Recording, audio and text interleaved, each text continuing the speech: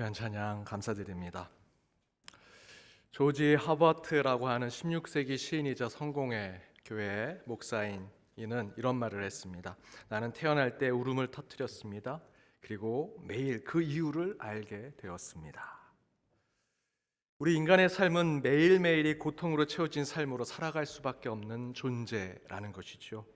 쇼펜하우어가 얘기한 대로 우리 인생은 고통이거나 지루함이다 라고 얘기한 대로 우리 정말 인간의 삶, 우리 인생은 정말 고통 그 자체라고 할 수 있습니다.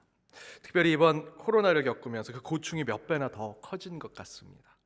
조지 허버트의 말대로 태어나자마자 울고 저희들이 시작한 그 이유를 2021년 이 코로나를 겪으면서 저희들이 살게 되면서 정말 우리 인간의 삶이 고통이구나 더 알게 되지요. 그러나 여러분, 우리 그리스도인들에게 중요한 것은 태어날 때부터 울면서 태어나 매일의 삶이 고통 그 자체라는 사실을 아는 것이 중요한 것이 아니라, 인생이 고통이라면 우리 믿는 자들은 그것을 어떻게 이겨내고 어떻게 극복하는가라는 것을 찾아내고 실천하는 것이 우리 믿는 자들에게 더 중요하다라는 것입니다.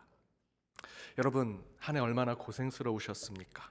하지만 인간사 고통이다라는 것에만 머물지 마시고요, 그것을 이겨내고 극복하며 새해에는 날로 새로워지는 복음의 삶을 살아가시는 저와 여러분, 우리 연동교회가 되기를 주님의 이름으로 축복합니다. 우리 옆에 있는 분들과 오늘 마지막 주일 저희 뜨거운 마음으로 옆에 있는 분들과 이렇게 인사하길 원합니다. 한 해 수고 많이 하셨습니다. 한 해 수고 많이 하셨습니다. 한 해 정말 수고 많이 하셨습니다. 코로나로 또 여러 가지 이유로 참으로 힘드셨는데 지금까지 저희들 이곳에 있게 해주신 하나님께 감사하고 그 수고에 더욱더 하나님께서 은혜로 주실 것을 믿고 나아가는 저 여러분 되길 바랍니다. 오늘 추신 말씀으로 새로워지는 교회라고 하는 주의 말씀을 함께 나누고자 합니다. 2020년 1월부터 2021년 8월까지 우리 마태복음의 말씀을 28장 되는 마태복음의 말씀을 가지고 제가 84편의 설교로 여러분과 함께 주의 말씀을 나눴었습니다. 이 마태복음의 말씀을 강해 설교로 시작했던 2020년 교회의 주제가 말씀으로 새로워지는 교회였습니다. 그래서 더욱 이 강해 설교로 이 마태복음 28장을 하나하나 분석하고 또 묵상하고 강해하면서 그 말씀을 통해서 더욱더 주님께 가까이 가고자 노력했었지요. 그리고 그에 다 끝내지 못해서 올해 2021년 8월에야 마태복음 말씀을 마쳤습니다. 감사하게도 우리 연목골 9월호 10호에서 보면 말씀 목록이 쭉 나와 있고요, 그 가운데 제가 왜 마태복음 강해를 정말 하게 되었는지 목회적인 제 뜻과 의지가 또 잘 담겨져 있습니다. 기회가 되시면 한번 읽어보시길 바랍니다. 아무튼 그때 그렇게 마태복음 강해 선교를 통해 저희가 함께 얻고자 했던 것은 말씀으로 우리의 삶과 신앙이 새로워져야 한다는 것이죠. 우리가 변화해야 하고 새로워져야 한다면 그 중심에 말씀이 있어야 한다라는 것을 제가 여러분께 전하기 위해서 마태복음 28장의 말씀을 하나하나 묵상하고 또 그것에 기도하면서 여러분과 말씀을 나눴습니다. 여기서의 핵심은 우리가 날로 새로워지는 것이 무엇이냐. 요즘 새로운 대통령을 뽑고자 사람을 세우려고 하죠. 이 사람이냐 저 사람이냐. 새로운 사람이 세워지면 세상이 바뀔 것이다, 세상은 생각합니다. 그것이 맞는 얘기일까? 또는 교회 건물 또는 설비 또는 우리 눈앞에 보이는 어떤 것을 바꾸면 우리가 새롭게 바뀔 것이다 라고 생각하는 것, 정말 이것이 맞는 말일까? 또한 우리의 생각, 내 사고, 내 이성을 바꾸면 새롭게 될까? 라는 것을 묻게 되지요. 정확하게는 그렇게 되지 않는다라는 것입니다. 사람을 세우던 눈앞에 있는 것을 바꾸던 내 생각을 바꾸던 그것이 우리를 새롭게 만들지 않더라는 것입니다. 그런 것들이 아니라 대신에 1년 8개월 동안 마태복음의 말씀을 쪼개고 또 쪼개면서 설교해 온 것을 통해서 저와 여러분이 깨닫고자 했던 것은, 우리를 새롭게 하는 것, 우리가 새롭게 얻고자 하는 것은 오직 하나님의 말씀 가운데 있다라는 것입니다. 하나님의 말씀만이 우리를 새롭게 한다. 그 말씀이 우리의 삶, 여러분의 가정, 여러분의 일터, 이 세상까지도 새롭게 하는 것이다. 제가 처음 교회 저희들 부임했을 때 많은 분들이 제게 이렇게 얘기하십니다. 이제 목사님 새로 오셨으니까 우리 교회가 바뀌겠네요. 목사님 새로운 목회 정책하시면 그 정책으로 교회가 바뀔 것 같습니다. 목사님 좀 신선한데 우리 이제 교회가 신선해지겠네요 라고 얘기하셨습니다. 제가 사실 마태복음 강해를 준비하면서 제 개인적인 의도가 바로 이곳에 있었습니다. 여러분들이 저를 보면서 새로운 목사, 그 사람이 왔다고, 그 새로운 사람이 정책을 새롭게 펼친다고, 그 사람이 신선하다는 이유로 우리가 바뀔 것이다, 뭔가 새로워질 것이다 생각하는 것, 여러분 저 믿으시면 안 됩니다. 저는 목사이지만 하나님 말씀 없이는 목사가 될 수 없는 자였습니다. 말씀으로 제가 회개했고 변화받았고 사명과 소명을 받았기 때문에 여러분 앞에선 목사가 된 거죠. 말씀 없이는 이 자리에 설 수 없는 죄인일 뿐입니다. 그것을 여러분께 나누고 싶어서 사실은 마태복음의 28장의 이 말씀을 여러분과 함께 1년 반 동안 나눈 것입니다. 여러분, 인간은 할 수 없습니다. 우리가 새로워지고 변화될 수 있는 것은 오직 하나님 말씀으로만 가능하다는 것이죠. 그래서 2021년 한 해를 마무리하는 이번 주일에 추신 말씀으로 새롭게 되는 교회라는 제목으로 말씀 중심의 신앙을 돌아보고자 오늘 우리 송구하고 영신하는 이 주일에 더욱더 그 말씀을 나눠보고자 합니다. 그렇다면 말씀으로 새롭게 되는 우리의 신앙의 모습은 어떻게 되어야 하는가? 그 첫 번째는 말씀의 한 구절이 나를 새롭게 한다.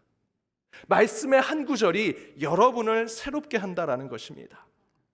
여러분, 이 구절이 성경 어디에 나왔는지 한번 생각해 보십시오. 하나님께서는 문을 닫으시더라도 창문은 열어주시니라. 하나님은 문은 닫지만 창문은 열어주신다. 문은 닫지만 창문을 열어주는 노아의 방주 얘기인가? 창세기에 나왔을까? 뭔가 지혜를 주는 말씀이니 지혜서, 욥기, 시편, 잠언, 전도서에 나온 것 같은 생각이 듭니다. 여러분, 이 구절이 어디에 나옵니까? 대답 안 하셔서 정답이십니다. 혹시 대답하실까 봐 걱정됐습니다. 이 구절은 성경에 나온 구절이 아닙니다.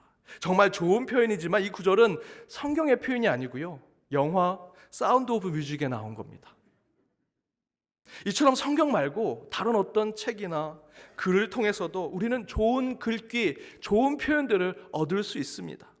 그러나 성경의 한 구절은 그 내용이 감동적이고 철학적이며 좋은 처세법, 좋은 경영학적 방법, 그것을 가르쳐 주는 것이든 그렇지 않은 것이든, 여러분, 성경의 한 구절은 그럴 수도 있습니다. 철학적이고 형이상학적일 수도 있고요, 그렇지 않을 수도 있죠. 성경의 한 구절이 내게 감동이 되고 내 상황에 딱 맞을 수도 있습니다. 하지만 그렇지 않은 성경의 말씀도 있을 수 있습니다. 그런 것에 상관없이 성경 말씀의 한 구절은 여러분의 인생을 바꾼다라는 것입니다. 여러분, 성경을 무엇이라 증거합니까? 디모데후서 3장 16절에서 17절입니다. 함께 읽겠습니다. 모든 성경은 하나님의 감동으로 된 것으로 교훈과 책망과 바르게 함과 의로 교육하기에 유익하니 이는 하나님의 사람으로 온전하게 하며 모든 선한 일을 행할 능력을 갖추게 하려 함이라. 모든 성경은 성경 속에서 철학적인 어떤 구절이 있을 수 있죠. 종교적인 구절이 있을 수 있고요, 우리 인생의 처세술과 같은 어떤 회사를 경영하는 경영학적인 방법론, 문학적이고 지혜가 가득한 구절만 하나님의 감동으로 된 것으로 되었다 증거하고 있습니까? 아니요, 그렇지 않습니다. 모든 성경의 구절은 하나님의 감동으로 된 것으로 교훈과 책망과 바르게 함과 의로 교육하기에 유익하다라고 증거하고 있죠. 모든 성경의 구절, 그것이 내게 감동이 되든 감동이 되지 않던, 내 상황에 딱 맞던 맞지 않던 상관없이 성경에 기록된 모든 말씀은 내게 유익한 것이 될 것이다. 종교개혁가 마틴 루터는 로마서 1장 17절 오직 의인은 믿음으로 말미암아 살리라 라고 하는 이 한 구절에 그의 삶의 생명과 목숨을 걸었습니다. 그 거대한 타락한 로마 가톨릭 교회와 하나님 바로 밑에 있다고 생각하는 그 교황에 대항해 싸워서 교회 개혁을 이루어냈습니다. 그 중심에는 말씀이 있었고요, 그 말씀은요 로마서 1장 17절입니다. 간단합니다. 의인은 믿음으로 말미암아 살리라. 의인은 믿음으로만 가능한 것이다.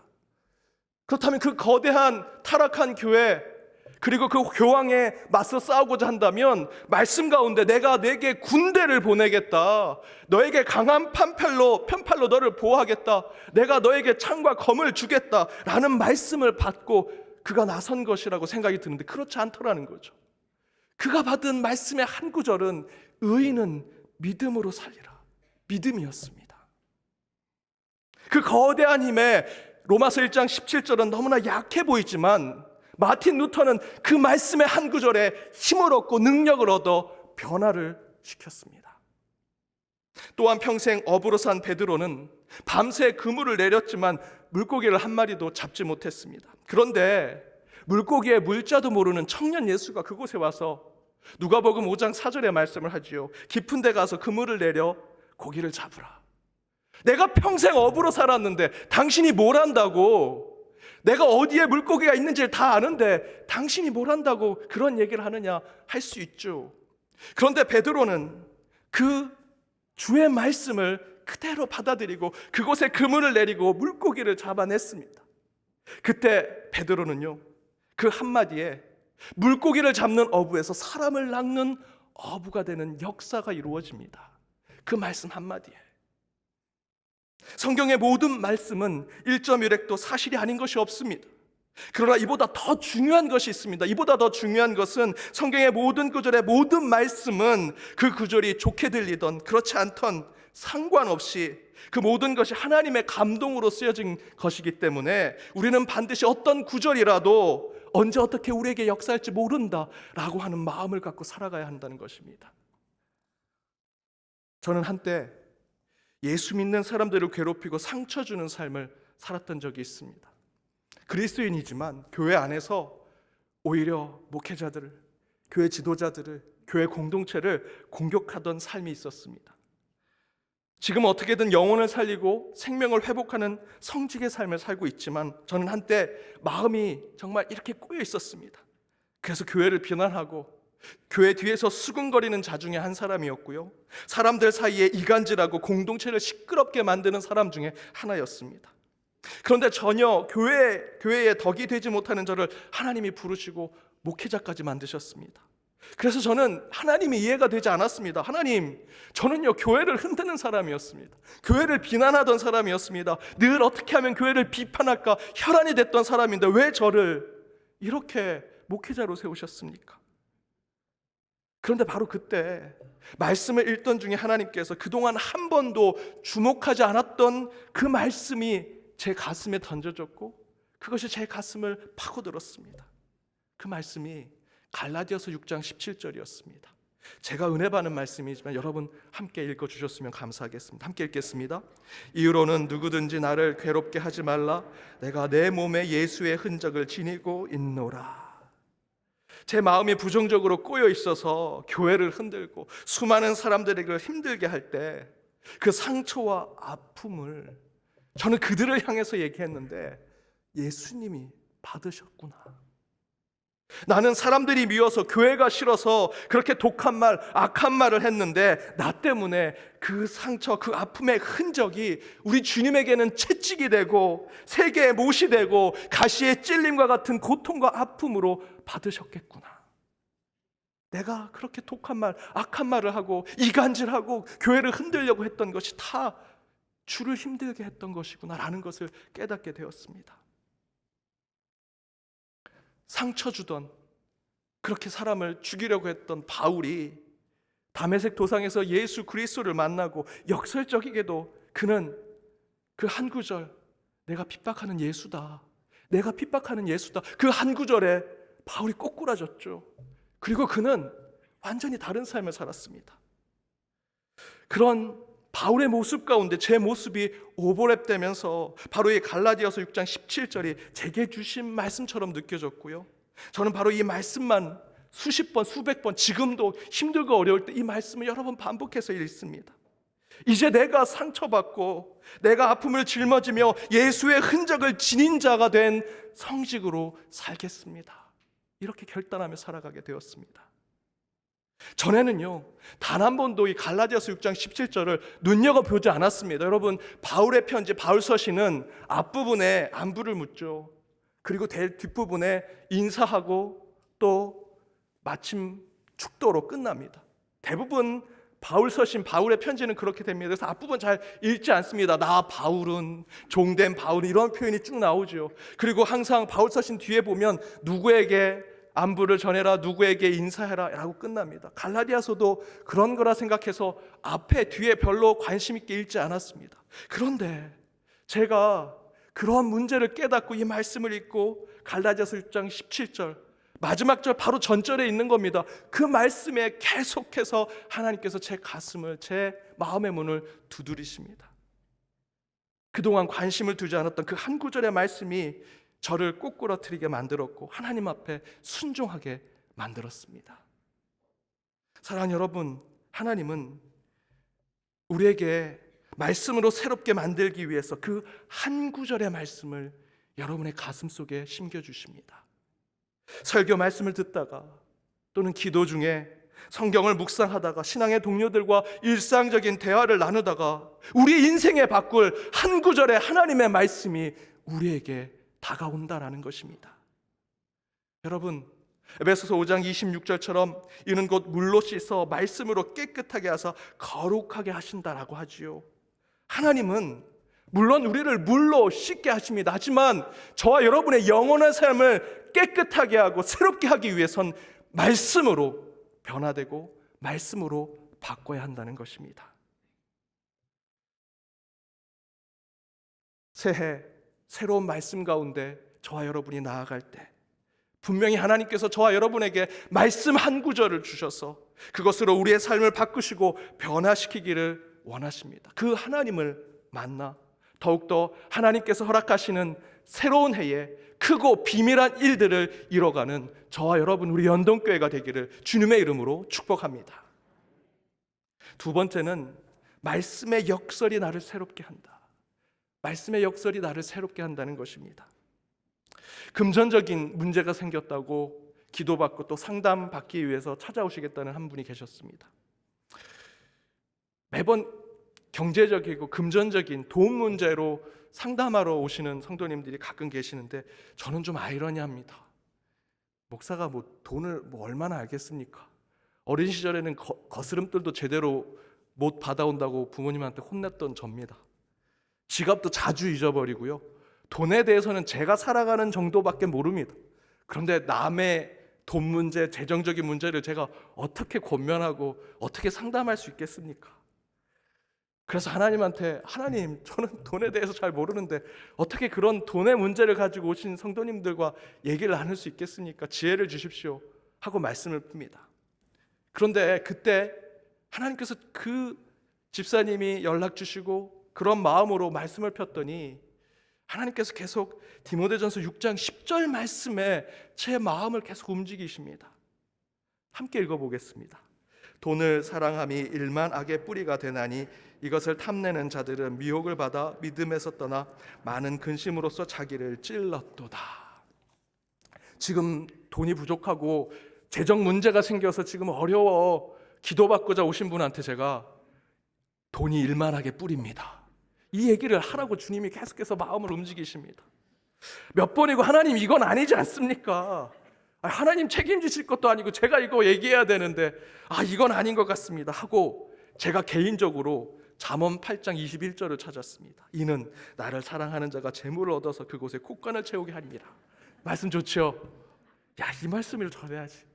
하나님은 계속해서 디모데전서 6장 10절을 주시는데 저는 이 말씀을 전해야겠다 하고 준비하고 말씀을 피고 함께 상담하면서 제가 집사님, 하나님은 여전히 집사님의 그 문제에 대해서 관심을 갖고 계십니다. 함께 기도합시다.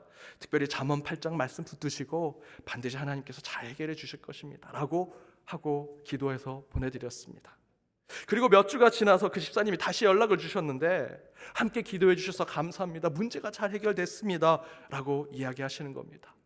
그래서 제가 어떻게 문제가 해결됐습니까? 여쭤봤더니 그분이 뜻밖의 대답을 하십니다. 목사님은 하나님께 잘하면 재물을 얻고 채움을 받을 거라고 잠언 8장의 말씀을 주셨는데 저는 그리고 집에 돌아갔는데 자꾸만 디모데전서 6장 10절 말씀이 생각이 납니다. 제가 그때 차라리 디모데전서 말씀을 전할 걸. 후회를 했지만 어쨌든 그 말씀 가운데 본인이 계속 그 마음이 울려서 금전적인 문제가 된 것에 본인이 모든 것을 돈으로 해결하려고 했던 마음을 내려놓고 자신이 가지고 있던 집도 팔고 전세로 내려오고 아이들 공부 가르치는 것도 조금 줄이고 사는 살림도 절약하고 축소해서 어떻게든 돈으로 시험받지 않는 환경을 만들었다고. 그렇게 하니 가정관계도 회복되고 신앙도 더욱더 단단해졌다고 그렇게 얘기하시는 겁니다. 저는 그때 깨달았습니다. 목사는 성도들의 마음을 살피고 그 마음을 풀어주고 기분 좋게 만들려고 말씀을 전하는 것이 아니라 먼저 하나님의 뜻이 무엇이고 하나님이 주시고자 하는 말씀이 무엇인지를 깨달아 그 말씀을 그대로 전하는 것이 목회자구나, 성직자구나 라는 것을 다시 한번 깨달았습니다. 이처럼 때로 제가 여러분께 전하는 하나님의 말씀, 하나님의 메시지는 불편할 수 있습니다. 주일날 갔는데 김주영 목사 자꾸 날 힘들게 만들어. 꼭 내 문제만 얘기하는 것 같아. 그러나 하나님은 그런 역설적인 말씀으로 여러분에게 역사하시고 여러분의 삶을 바꾸시고 여러분의 삶을 새롭게 만들려고 하시는 것을 여러분 깨달으시기 바랍니다. 팀 켈러가 이렇게 얘기했습니다. 하나님을 말하다라는 책에서 성경에서 감정을 상하게 하고 뜻에 맞지 않는 부분을 닥치는 대로 도려낸다면 어떻게 되겠는가? 믿고 싶은 내용만 골라서 믿고 나머지는 거부한다면 인간과 다른 생각을 가진 하나님을 어떻게 만나겠는가? 어림도 없는 일이다. 인간으로서 자신을 불쾌하게 만드는 일들을 서슴없이 이야기하고 힘겹게 씨름할 거리를 던져줄 수 있는 것이라야 비로소 상상으로 빚어낸 허상이 아니라 진정한 하나님의 말씀이라고 할 수 있을 것이다 라고 얘기합니다. 무슨 얘기를 하고 있습니까? 성경에서 여러분이 원하는 말씀만 도려내서 이게 내게 주신 말씀이야, 이게 성경이야 하면 그것은 바로 상상으로 빚어낸 허상에 불과하다는 것이죠. 때로는 그 말씀에 씨름도 하고 눈물도 흘리고 원망하기도 하면서 그 말씀을 붙들고 기도하고 또 기도하는 그런 말씀이 내게 주어질 때 그것이 진정한 하나님의 말씀이 된다는 것입니다. 여러분, 하나님의 말씀은요, 때로는 우리를 불편하게 할 수도 있고 거북하게 할 수도 있고 듣기 싫을 수 있는 말씀이 내게 주어질 때도 있습니다. 그런데 바로 그 불편하고 거북하고 듣기 싫은 말씀이 나를 살리고 나를 변화시키고 나를 바꾸더라는 것이죠. 그때서야 우리는 깨닫습니다. 그 불편하고 거북스럽고 듣기 싫은 그 하나님의 말씀이 역설적이게도 나를 살리는 말씀이었구나. 세상은 수많은 학자들이 성경은 자연 법칙에 맞지 않는다, 내가 조금만 이론을 얘기하면 성경은 다 부정될 수 있다라고 얘기하죠. 남자를 모르는 동정녀가 어떻게 아기 예수를 낳을 수 있을까? 또한 중력 있고 또 물에 무게가 있는데 어떻게 인간이 예수가 무리를 걸을 수 있는가? 인간이 어떻게 3일 후에 부활될 수 있는가? 세상 과학으로 말하면 몇 초가 안 돼서 다 부정될 수 있는 이야기입니다. 그런데 세상 기준으로 보면 온통 거짓과 허풍으로 읽혀진 그 성경 말씀이 2000년 아니 그 이상의 역사 속에서 수많은 사람들에게 읽혀졌고요, 지금도 그 말씀에 사람들이 변화되고 있고 지금도 가장 영향력 있는 책이 여러분 성경책입니다. 여러분, 그것이 더 중요합니다. 이 하나님의 말씀의 의도는, 하나님의 뜻은, 하나님께서 이 성경을 통해서 우리에게 알려주시고자 하는 것은 동정녀 탄생, 3일 후에 예수의 부활, 무리를 걷고 오병이어로 5,000명을 먹이는 바로 그 과학과 이성으로 증명하고 사실을 그것을 밝히라는 것이 우리가 성경을 읽고 신앙생활 하라는 것이 아니라 도저히 믿을 수 없는 그 말씀을 바로 하나님께서 내게 주셔서 그 역설적인 말씀이 나를 변화시키고 나를 바꾸고 내 인생을 새롭게 한다라고 고백하는 그 사람, 그 한 사람을 찾기 위해서 하나님은 지금 이 성경 말씀을 우리에게 주셨고 지금 저와 여러분이 이 자리에서 예배를 드리고 있는 것입니다. 바로 이것이 하나님의 역설인 것이죠. 우리는 처음에 내 상황, 내 여건, 내 지식, 내 경험에 맞춰 말씀을 읽고 말씀을 찾고 그 가운데 그 말씀을 들으려고 이 자리에 왔지만 끝내 우리는 내 생각, 내 의지, 내 경험과 내 상황 다 무너지고 그 말씀 가운데 모든 것을 내가 포기하게 될 때 그때서야 하나님께서 나를 붙드시고 나를 살리시고 나를 새롭게 하시더라는 것이죠. 그것이 저와 여러분의 신앙의 고백 아닙니까? 사랑하는 연등교회 성도 여러분, 하나님은 우리에게 하나님의 말씀을 주십니다. 그러나 때로 이 말씀은 우리에게 거북하게 들리기도 하고요, 불편하게 읽혀지기도 합니다. 또한 도저히 받아들일 수 없는 말씀도 우리에게 주기도 하시지요. 하지만 하나님은 바로 그 역설적인 말씀으로 우리를 새롭게 하기를 원하신다라는 것입니다. 오늘 본문의 느헤미야 선지자는 도저히 무너질 것 같지 않은 예루살렘 도성이 무너졌습니다. 역설적이지요. 하나님의 도성인데 왜 무너져야 됩니까? 그런데 왜 하나님의 도성이 무너졌지? 왜 이 성경이 이해가 되지 않지? 왜 과학적으로 설명이 안 되는지 그런 것 이야기하지 않습니다. 느헤미야 선지자는 그 역설적인 하나님의 도성이 무너진 것에 오늘 본문에서 이렇게 신앙의 고백을 합니다. 자, 예루살렘 성을 건축하여 다시 수치를 당하지 말자. 여러분, 말씀은 때로 역설적으로 우리에게 다가옵니다. 그러나 그 말씀이 역설적으로 다가오는 것보다 더 중요한 것은 하나님은 그 말씀을 통해서 우리의 신앙의 중심을 지키길 원하신다라는 것입니다. 그때 우리는 그것이 단 한 구절이든 그 말씀이 내게 맞지 않는 역설적인 말씀이든 상관없이 여러분, 하나님의 말씀은 분명히 저와 여러분을, 여러분의 가정을, 이 교회를 새롭게 만들어 주실 것입니다.